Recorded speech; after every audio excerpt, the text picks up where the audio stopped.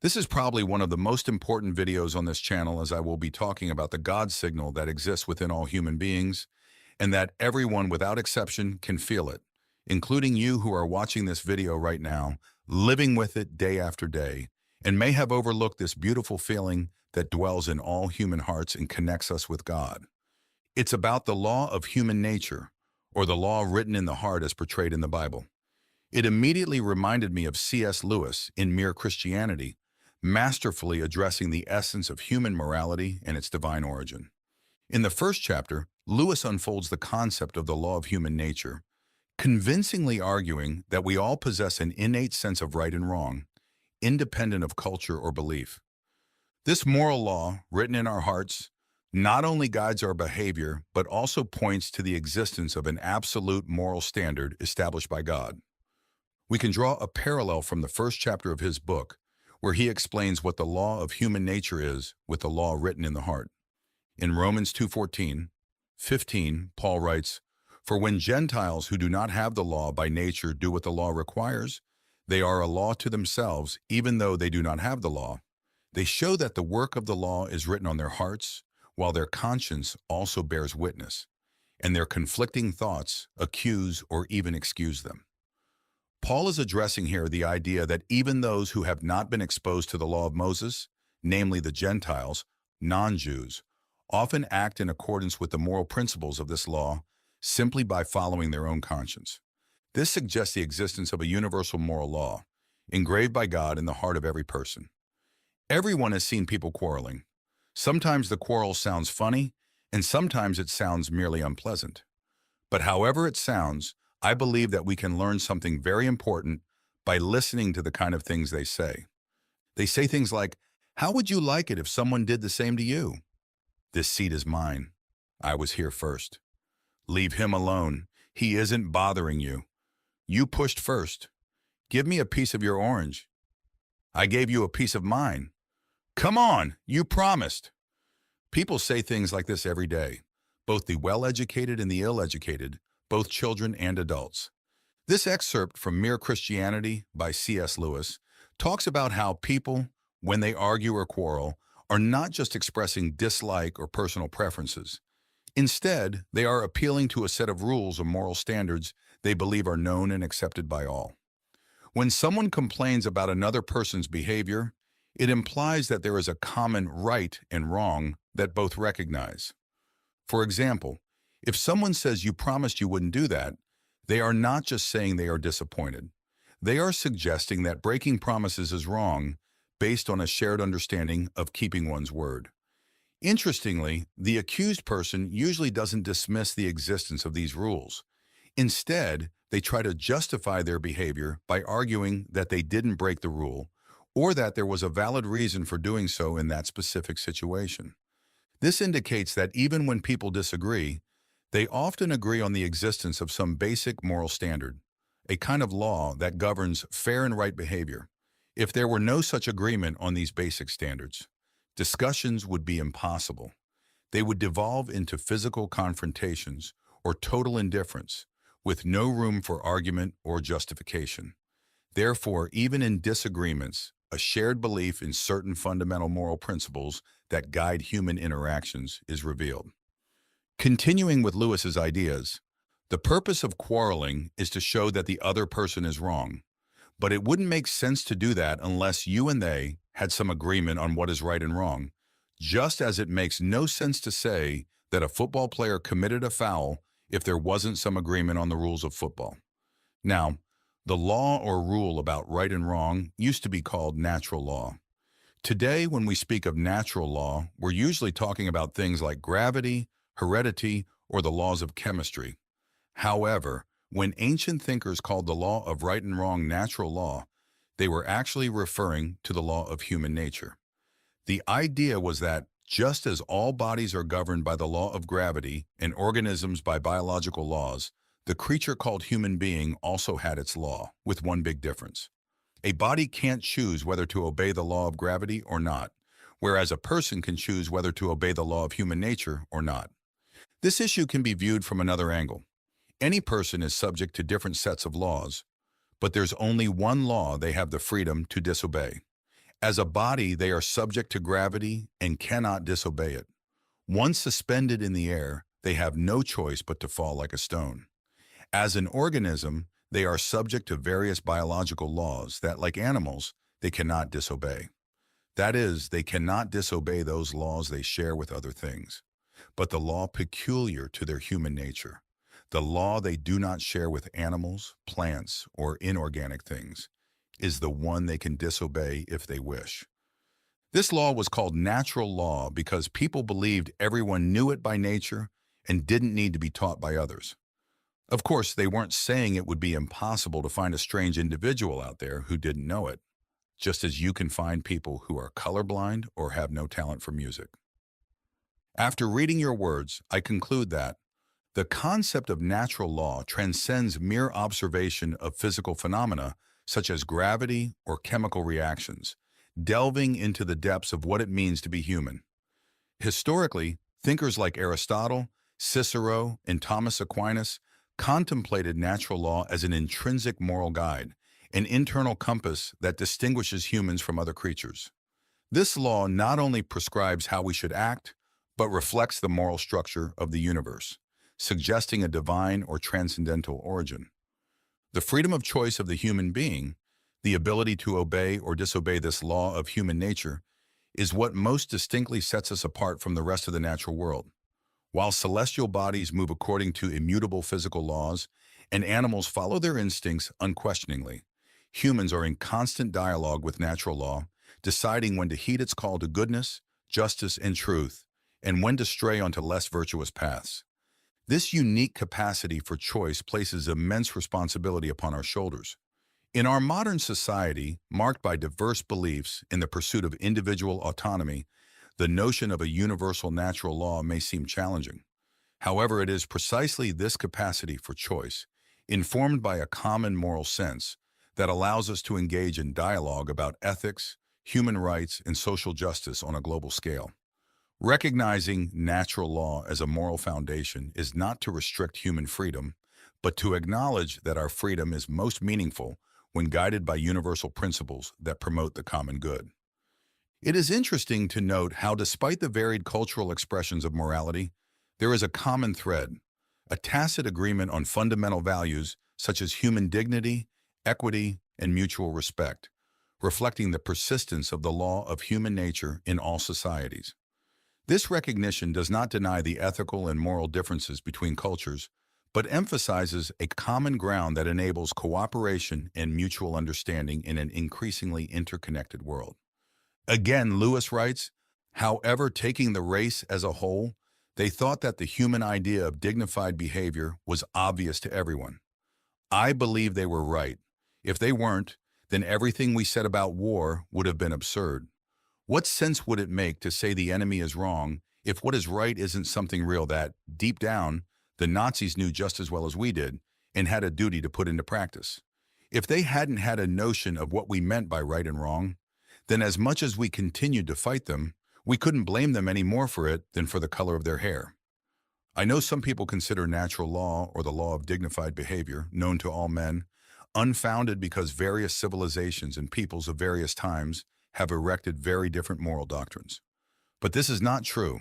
It's true that there are differences between their moralities, but these have never amounted to a total difference. If someone took the trouble to compare the moral teaching of ancient Egyptians, Babylonians, Hindus, Chinese, Greeks, and Romans, they would indeed be struck by how similar they are to each other and also to our moral teaching. Some of the evidence for this is gathered in an appendix to another book of mine called The Abolition of Man. But for our present purpose, it's enough for me to ask the reader to just imagine what a completely different morality would be like.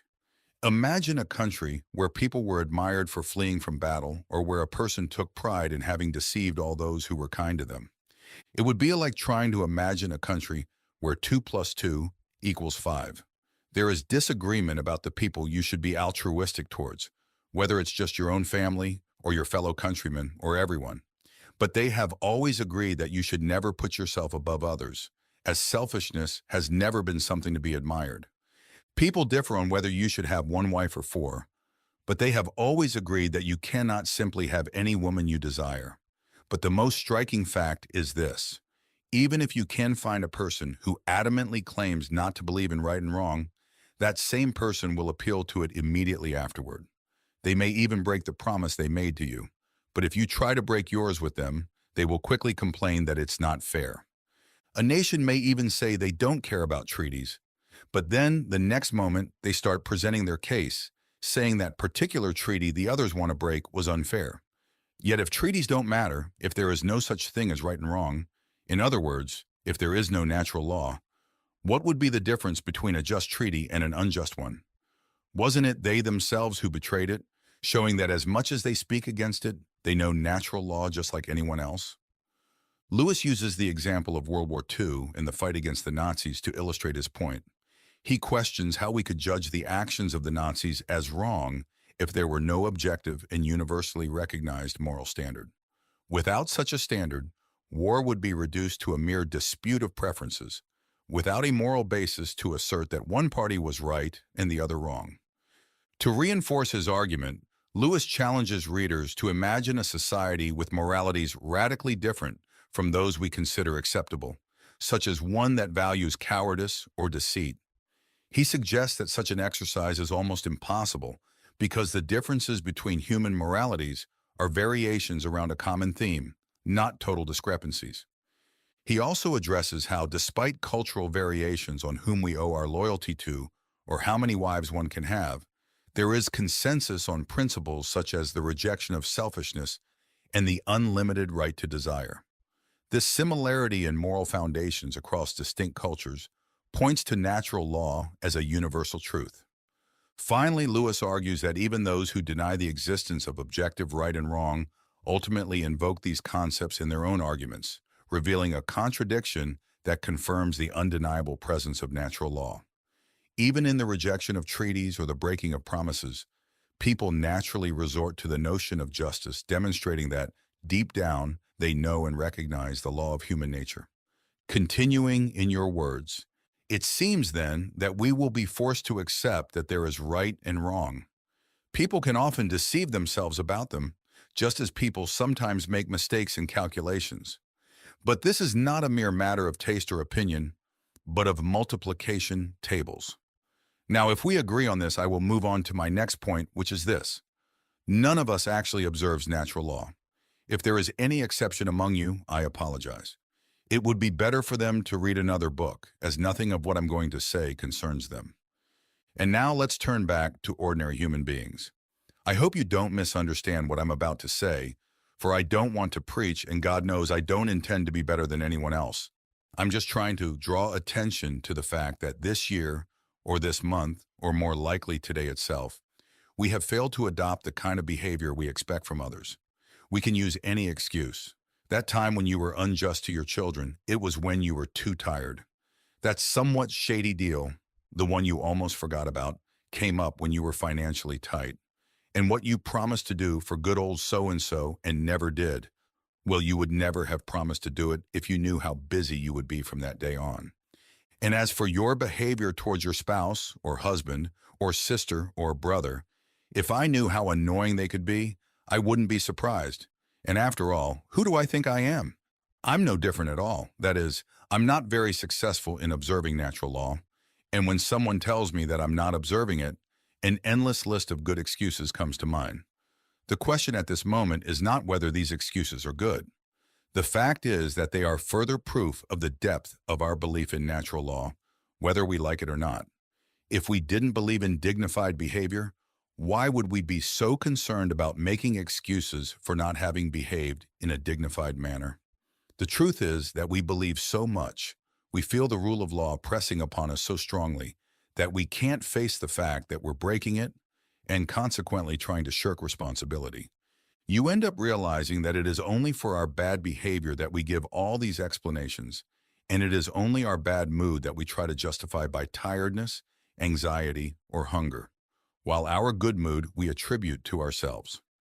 These are then the 2 points I would like to emphasize.